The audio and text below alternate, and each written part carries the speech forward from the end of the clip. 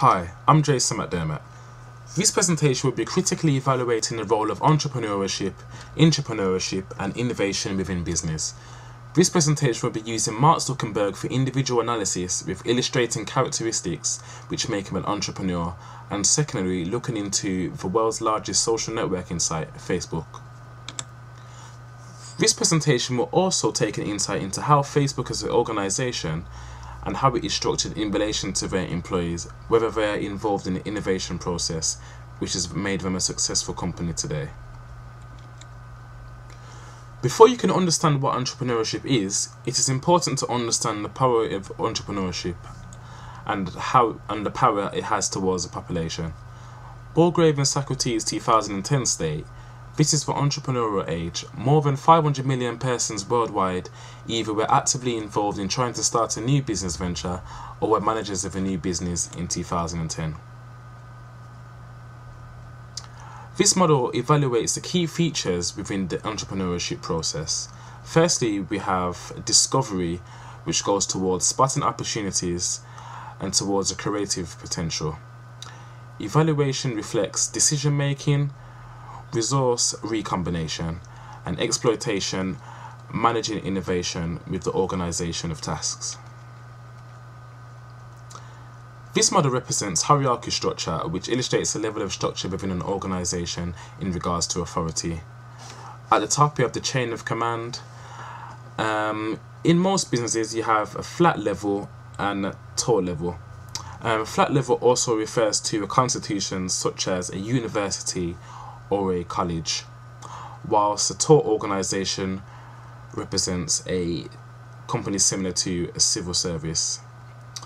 But regardless of the structure and level used, it is important to have a balanced structure which reflects the attributes of the organisation. What is entrepreneurship? Entrepreneurship is the key to economic growth and wealth creation, but not all entrepreneurs are usually successful. Shopper in 1985 stage entrepreneurs as identifying opportunities. Here are perceived characteristics. Firstly, we have ambition, a drive, passion, a risk taker, desire to learn, and a team player. Each of these attributes go towards how you categorize an entrepreneur. The second definition we have is Kearney et al. 2009 states the term entrepreneurship of not being exclusively a private sector phenomenon. It is usually associated with private sector business activity, and more specifically with small to medium business enterprises. Here we have the different types of entrepreneurs. Firstly, we have the idealist. The idealist is the most common type of entrepreneur. He or she likes innovation and enjoys working on something new or creative or something personally meaningful. Then we have the optimizer. The optimizer is content with the personal satisfaction of being a business owner. And third, we have a visionary. Visionaries are entrepreneurs driven by a desire to change the world and the capacity to imagine how to do so. And last, we have adventurers. Adventurers may boast crossover traits with other entrepreneur classes, but they're primarily adrenaline junkies who you couldn't pay to fix. Does behaviour matter in business? 3 dimensions of entrepreneurship. As there are many different definitions of entrepreneurship, we can usually categorize them according to 3 main dimensions of entrepreneurship, which focuses on attention, behaviors, processes, and outcomes. This model gives a basic evaluation of entrepreneurship processes when creating something new and how it forms a connection with the individual and their behavior, which they can reflect on the final outcome.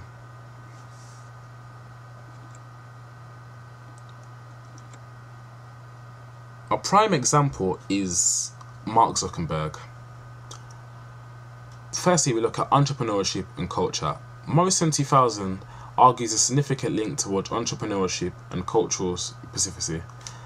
As mentioned, Mark Zuckerberg is a prime example. What makes Mark Zuckerberg an entrepreneur? Mark Zuckerberg's profile. His personal traits lead him on to being a rebel and easygoing. His age can have an influence into the ideas he comes up with and how he can relate to people of his age and what they may want.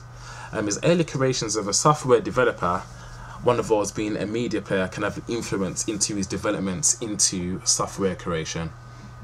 He's also known as a risk taker with different processes, and one of his main influences was the late Steve Jobs. The type of entrepreneur Mark Zuckerberg comes under is a social entrepreneur and also a visionary. Why?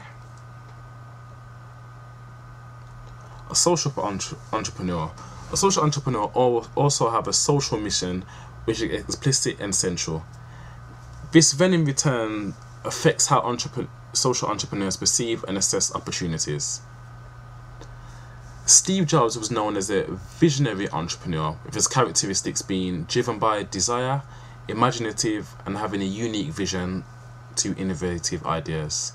His key strengths were imaginative, egotism, seeing the big picture, and attracting brilliant followers. Now I'll be looking at Facebook and where and when they started, growth, their innovative steps, and their progression today. Facebook was founded in 2004 and was named The Facebook. They first started with 1 million users, but in 2005 they just changed their name to Facebook.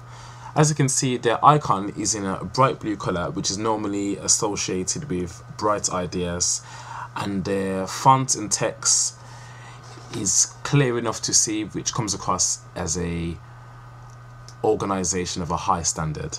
In 2011, they had 750 million users, and in 2012, they keep adding new innovative steps and processes to their website to help with the ease of service towards a customer.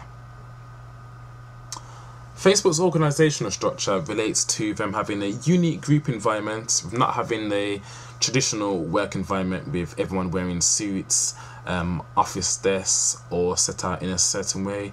They are known to encourage new ideas, freedom towards work. They have a massive influence into the ideas which get put forward. This relates to ship coding and also innovative sessions. All engineers within Facebook have a bootcamp training where they learn the Facebook system and fixing bugs. Within ship coding, arguments can come up within featuring a new idea, and they usually spend a week implementing it and testing it on a sample of users. Facebook's transitioning to advertising. The impact of video technology on the internet has seen a massive increase into the growth of the internet as a whole. This can start with the commercial web and also links into companies such as YouTube connecting with YouTube, Facebook connecting with YouTube to create a more social web and interactive web. They have gone more into a marketing portal. Certain companies have shifted their marketing strategies into linking more with the consumer and also adding advertisements online. Facebook's revenues mainly came from advertisements in early creations, with PayPal being one of the main sponsors. With a compare and contrast of MySpace, Facebook has seen a massive growth which is relating into a different vision. MySpace also had a connection with the public, but Facebook kind of capitalized on a niche within the market towards the consumer. Facebook just created something new which had a customized approach towards if it's your status, your single status, with keeping in connect with your friends or family. Then we go on to what is innovation. Innovation can form to new ideas, new developments, a new process, or a better or more effective service. Innovation defined. Innovation is the motor of the modern economy which turns ideas and knowledge into products and services. Innovation is new and usually novel and aspires.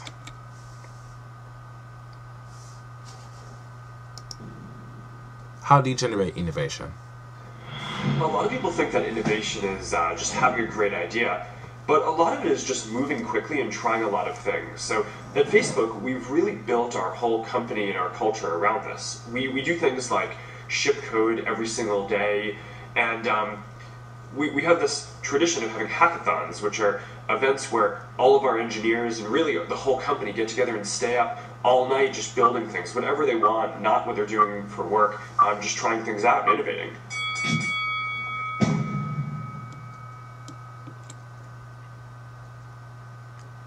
As mentioned, Mark Zuckerberg inspires creativity and encourages creativity throughout the business. Every day he mentions as having ship coding to understand the creations of the system. We've given everyone a chance to understand and fix problems. He also mentioned hackathons. We've given employees a chance to come up with new ideas which can then be tested.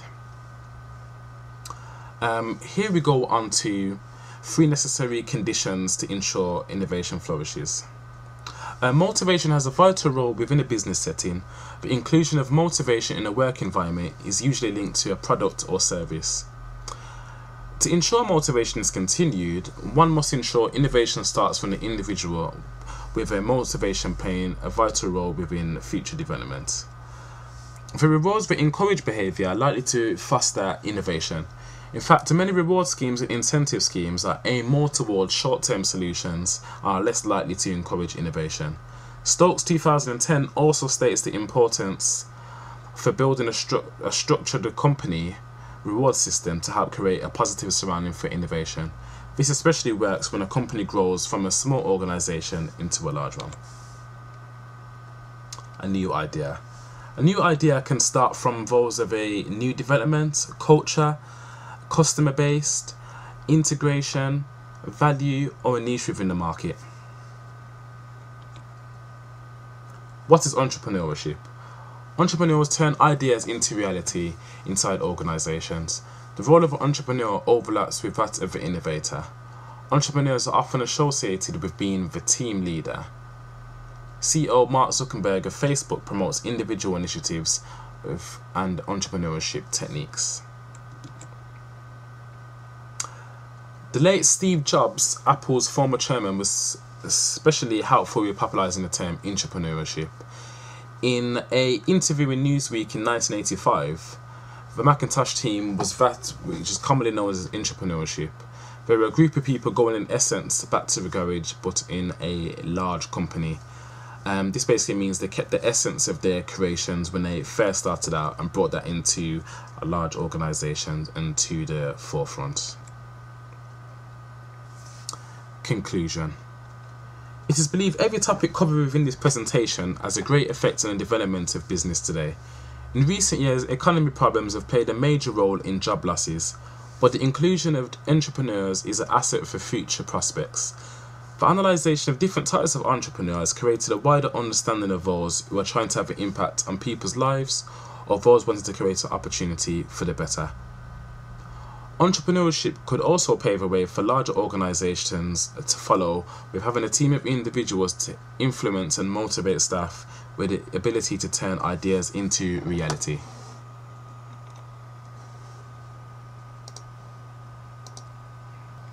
Thanks for listening.